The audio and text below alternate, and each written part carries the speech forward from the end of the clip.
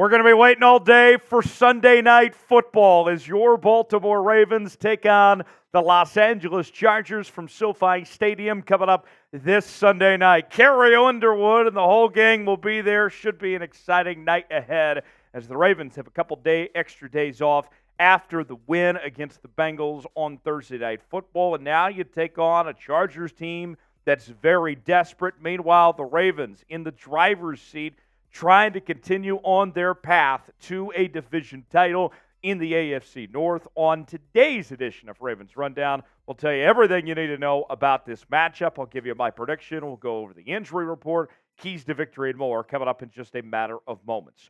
We also have a watch party coming up on Sunday night for Ravens versus Chargers, and we are trying to get to 13.5 thousand subs before kickoff. Sub for Ravens Dubs. Join us each and every day here on the channel for live Ravens coverage, daily news and rumors, our live shows, watch parties, all that and more. Subscribe now for free, and we'll see you on Sunday night. Let's begin with the injury report. And for the Ravens, Lamar Jackson with the ankle injury, he is probable. He seemed pretty confident he's going to be fine. He's going to be good to go. Mark Andrews with his ankle injury, meanwhile, he is out. And we heard from John Harbaugh say this week that there's an outside chance he actually still could come back. It's not as bad as they initially thought on the injury front for him. OBJ with the shoulder problem, he sounds like he's going to be okay. He's probable. Marlon Humphrey with the calf, Trenton Simpson with the concussion. Both those guys are questionable. Chargers with a few injuries of their own. They include Gerald Everett as well as Jalen Guyton, Isaiah Spiller, Joey Bosa, probably the most notable there, and then Tanner Muse. All five of those guys are questionable for the Chargers. Now, on the Ravens end of things, of those injuries that we talked about, those are some big names. Lamar, OBJ, Mark Andrews, obviously, that's some big names we're talking there. But this isn't too much for the Ravens to overcome necessarily. Just because the Ravens do have these big-time players that are banged up, that doesn't mean that this isn't something they can't work through. When you get to this point in the season, Week 12, Thanksgiving weekend, everybody's banged up to some extent. So I'm not overly concerned about it heading into this week. Who's going to win? What's the final score going to be? I got my prediction coming up at the end of today's show, but I want to hear from you guys first. Get in that comment section. Let us know what you think this game plays out, whether it's a Ravens win. What's the final score going to be? Chime in on our pinned comment today. Keys to victory for Baltimore. Let's start with the Chargers quarterback, Justin Herbert. Got to make it a long day, long night for Justin Herbert. And I know the Chargers have had a down year this year. Brandon Staley is going to be getting those unemployment checks in no time.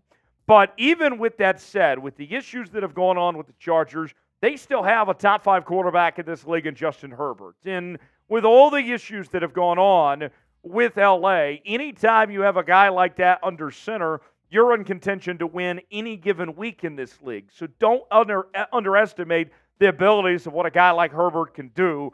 And it's going to be very crucial to get pressure on him, to play well in pass coverage, to do all those little things right to minimize the impact of Justin Herbert going off and having a big night and going home to NFL Network reporter Taylor Piscotty and having a good night. You want to make it a slow night for him.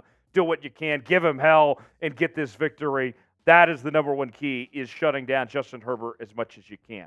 Number 2 on our keys to victory for Baltimore. Next man up at the tight end spot. No Mark Andrews. Who's going to step up into the fold and get the job done for Baltimore? Well, we turn our attention to Isaiah Likely. We've seen the flashes from Isaiah Likely in his short career in the National Football League. 2 seasons in, there's times that he has really looked the part and looked like a good pairing with Mark Andrews. But the problem that we've seen from Isaiah Likely so far in his career is the consistency. Sure, he's had 5 games with 4 receptions and times that he's looked like he could be a quality tight end in this league, but there's other times he just disappears. And with no Mark Andrews involved, sure, it's going to be a collective effort to replace Mandrews, but you can't afford a guy like Isaiah Likely, who's your top tight end target, to just disappear. This guy is going to have to be consistent and be a reliable option because we know that Lamar Jackson loves to get the ball to his tight ends, that He really loves getting it to the middle of the field. Isaiah Likely is going to have to come up big for this Ravens offense in place of Mark Andrews there. What is your confidence level in this Ravens offense without Mark Andrews? Going into this year, there had only been 5 games ever in the Lamar Jackson era that had not included Mark Andrews previously. We're going into a new maiden voyage at this point here. What's your confidence level? I still feel pretty confident myself. I give about a 7 personally. What about you? Get in that comment section. Let me know what you think your confidence level is. Today's show is sponsored by Game Time. Game Time is the best place to go for tickets. The best seats, the lowest prices, guaranteed. And we're offering our viewers of Ravens Rundown $20 off your first purchase on Game Time when you use the promo code RavensChat. The link is in the comments and the description of today's video. Download Game Time today. Terms and conditions do apply. Create an account and get that $20 off. Last-minute tickets, flash deals. We're not just talking sporting events, but also concerts, comedy shows, theater productions. It's very easy to use, very user-friendly, and you get the view of what your seats are going to look like. You can zoom in and see for yourself if that's the seat you want to go to, and the lowest price is guaranteed. Look, we all been there when we were a kid, and we got scammed by those scalpers, and I don't want to put you in that position where you get scammed by Johnny and all his felons that are hanging out with him. I don't want that to happen to you. Don't get scammed by Johnny and the felons. Play along with Game Time and get the best seats for the lowest prices guaranteed. Download Game Time today. $20 off. Promo code RavensChat. Number 3 in our keys to victory for Baltimore is airing it out. The passing game going to be very crucial for the Baltimore Ravens for a couple of reasons. Not only still trying to be effective without Mark Andrews, but when you scout this Chargers team, one of the most notable things is that this is one of the worst pass defenses in the entire NFL. They are very bad when it comes to defending the pass. And this is an opportunity that you have to expose and take advantage of. Here's what I'm talking about statistically, folks. Opponent pass plays per game, 29th in the league. Teams like to pass against these guys, and there's good reason.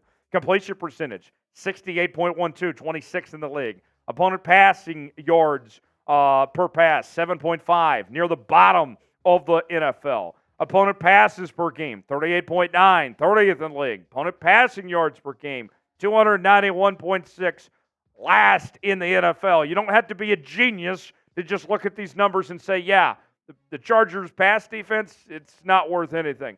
Lamar's done a better job this year when it comes to passing the football, and we've really seen him come a long way in this Todd Monken offense so far in 2023. Completion percentage, one of the highest in the league, near 70%, close to 2,500 yards passing, 12 touchdowns, 5 picks. I have every reason to believe that Lamar is going to have a very good night exposing that Chargers secondary and should do a very good job.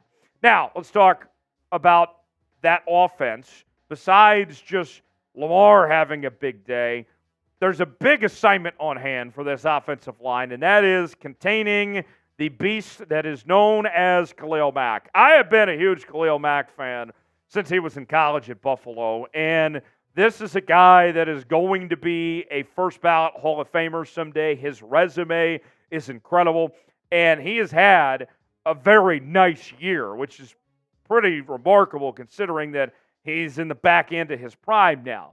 But as you dissect the numbers, go a little bit further, and I know it jumps off the page, you see, wow, Khalil Mack's had 11 sacks, 11 tackles for loss, 4 forced fumbles. That's pretty damn good. No one's disputing that. But as you take it a step further, notice, okay, 6 sacks against the Raiders, bad team.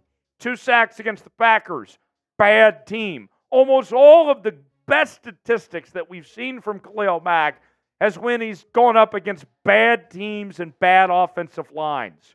So I'll say this, don't be scared by those numbers of what they may jump out at you, because what history tells me is that it's him taking advantage of those bad teams. The Ravens got a good offensive line. We've seen them show up this year. They have to do their job here, not allow Khalil Mack to go off and have himself a day. Who's a player that needs to step up for the Ravens this week, whether it's on offense or defense, either one? Get in that comment section. Tell me what you think it is that individual that needs to have a big night for Baltimore. Let us know what you think. Last but not least in our keys to victory for the Ravens is red zone defense. And as you dissect these two teams, something has got to give. Both the Chargers offense and the Ravens defense are very good when it comes to the red zone. Here's what I'm talking about when we break down the statistics. The Chargers, their red zone scoring offense. For a team that's 4-6, you wouldn't think this is the case, but the tail of the tape says that they're second in the league when it comes to scoring offense. 66% of the time, they are getting in the end zone when they get in the red zone. Meanwhile, Baltimore, their red zone scoring defense, is third in the NFL at 37.93%. So they're giving up touchdowns just over a third of the time. So what is going to happen? Can the Ravens defense keep the Chargers out of the end zone? Even just holding them to 3 will go a long ways in slowing down this Chargers team. If they can do that, they'll be in great shape because that's the bread and butter of this Chargers offense of where they're at their best. I have my prediction coming up in just a moment, but want to hear from you guys first. Who wins? What's the final score going to be? Get in that comment section. Let us know how you think this game is going to play out. To recap, our keys to a Ravens victory. Make it a long day for Justin Herbert. Do what you can to really just slow him down, give him hell, because everything starts and ends with this Chargers team with Justin Herbert. He's going to have a big night if the Chargers are going to have a chance. Next man up at tight end, Isaiah Likely has to step up with Mark Andrews not involved. Air it out. Really go after that weak Chargers pass defense. Lamar needs to have a really good day passing-wise. Containing Khalil Mack. Khalil Mack's been a problem for teams, but mostly against bad offensive lines. And then red zone defense. Got to do what you can to keep the Chargers out of the end zone. If the Ravens do all these things, I think they'll be in good shape. I like the Ravens to get a win here. 30-21. Good teams win. Great teams cover. We're winning. We're covering the spread this weekend, baby. That's my prediction. Make sure to join us coming up for our watch party on Sunday night, where I'm sure we would gladly take a 9-point road win against the Chargers. Sub for Ravens Dubs. Help us get to 13.5K before kickoff. We will see you on Sunday night right here on Ravens Rundown.